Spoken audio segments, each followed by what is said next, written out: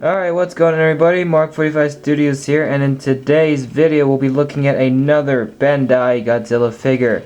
Last time we did a Bendai video, we looked at the Bendai King Ghidorah 2019 figure because, well, there was no other way for me to get the SH Monster Arts Ghidorah, and it was incredibly expensive, so that was the best form of Ghidorah I could have got.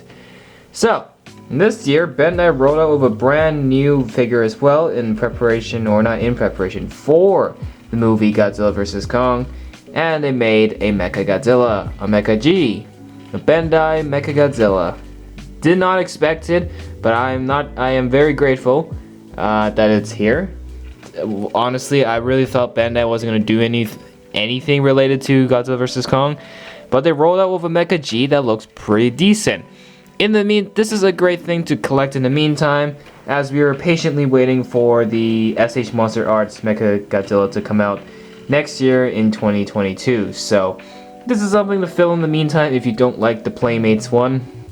And I figured, why not? There was an American seller that was selling these guys, because this is something you can only pretty much get in Japan.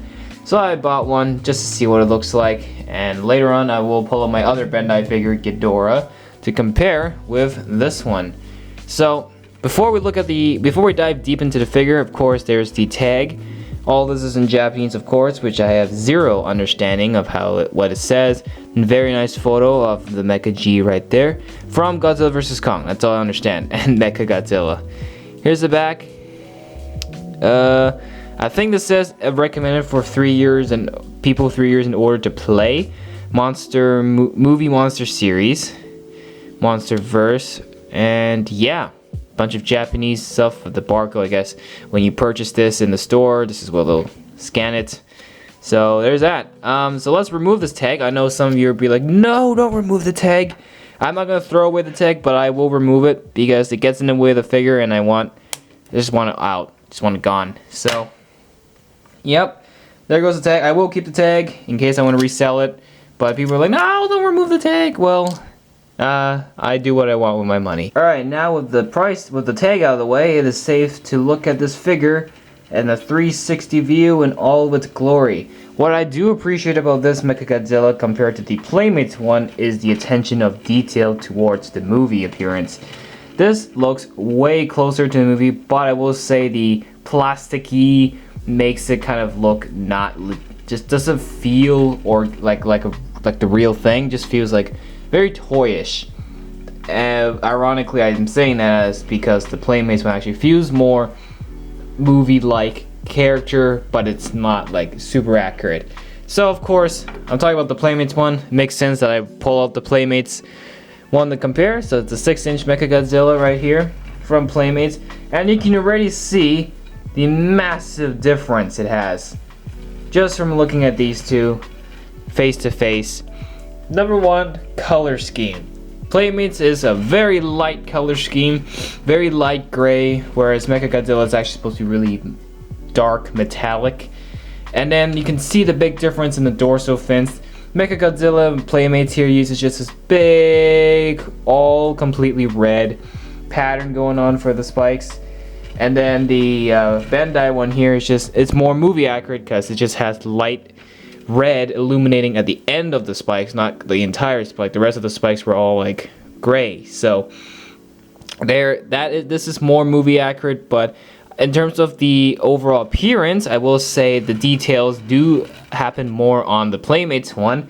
They're just all like covered up here for some reason, and then something about the head and everything just looks off, and I don't know, but there you go. There's your comparison. You can definitely the claws. Yeah, you can see it in the hands. There is a difference, and I will prefer the Playmates one because of that. So there you go, your Playmates comparison. And of course, how exactly big is he? Let's pull the other Playmates Godzilla here. Let's pull in the Playmates Kong. Now, if you want to recreate the final battle, this is perfect because the Bendai Mechagodzilla here, as you can see, is actually quite bigger than the Playmates Mechagodzilla, as you saw. And of course, Mechagodzilla is supposed to be a lot bigger than our two Alpha Titans. So there you go. This will work. As you can see, this toy is a lot bigger than these two Playmates dudes. So this is the perfect. These are all three you need. to recreate the final battle. So what you're looking at here, that's exactly what you need. So there's our Playmates comparison. And then I've got the SH Monster Arts Godzilla for 2021. So if you want a much better looking Godzilla to battle Mecha G, there you go. You can pull up the SH Monster Arts just for that.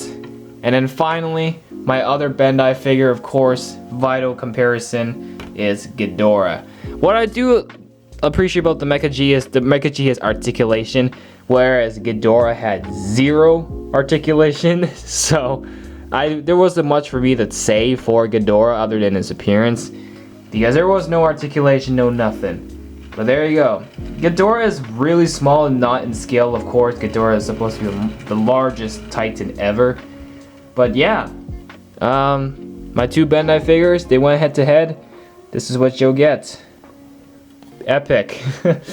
Alright, so with all the comparing done, let's look at the figure. So overall, it feels pretty light. So this is some good quality right here. It's light. I guess it's a hollow on the inside, but that's alright. Tail cannot move. The tail is stuck in this position like this, so that cannot be changed.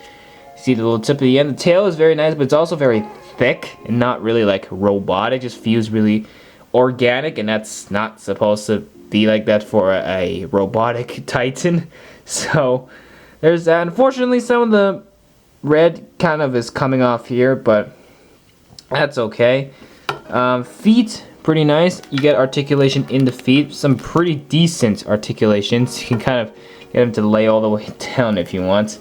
But there's that. Feet, it's just the overall leg. You cannot move the feet or the knees or the ankles, no nothing. But you can get some pretty good articulation regardless, just with the legs alone. As for the arms, for some reason this arm feels a little bit tighter, maybe because of just the muscle joints. I think you play with it enough, it'll warm up, should be fine. So you get full 360 articulation within the arms right here. So you can recreate the running. You can go on a jog if you like. Unfortunately, I don't really like the hands, just because they all just seem clumped up like that. And they're not really like open claw like what the Playmates has exceeded in. So that is a little bit of a bummer. Also kind of wish the wrists, the elbows could be moved as well as the wrists. Head cannot be moved either, just like the Playmates one. It's just stuck like this. It does look pretty accurate, but just not detailed enough in my opinion.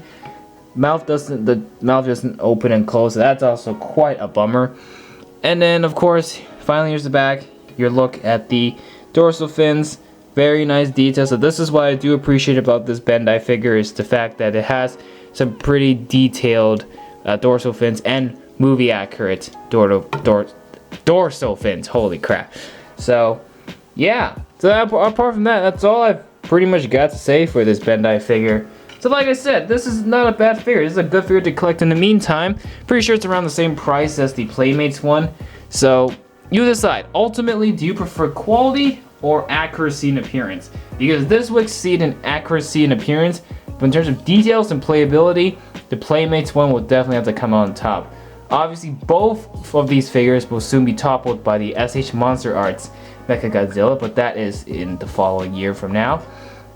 I give this Bendai figure a 8 out of 10. Just kind of wish he didn't look so organic. Kind of wish he actually had a more like robotic feeling to it. And also because just there's some points of the articulation that I kind of wish was still there. Putting this beside the Ghidorah, obviously I'm gonna have to say this guy topples Ghidorah just in terms of the articulation. I really wish Ghidorah could move his like wings or something, but at least Mecha G here, you can move his arms, and that's good enough for me. So yeah, Bendai, you did a pretty decent job at this figure. And I will say, if you're outside of Japan, in America or something, you want to get this figure, try your best to get it. I don't know how much this costed. I bought this one for like $40, I think. It might be a little bit more expensive than what it should be sold for, but that's okay.